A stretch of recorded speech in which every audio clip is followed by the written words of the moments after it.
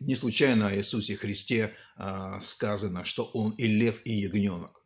То есть Он выражает собой полноту Бога. Женщина-проститутка, которую фарисеи привели, сказали: вот она, блудница, ее поймали в прелюбодеянии. Моисей говорит: побить камнями. Ну, это же Иисус принимал участие в законе.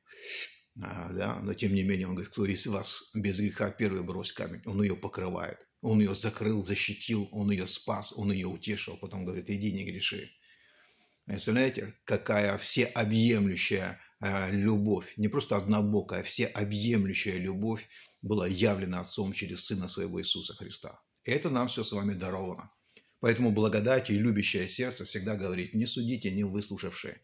А чтобы выслушать, нужно свое сердце расположить, чтобы слышать. И общение Духа – это общение любящих сердец. Вот в чем главное.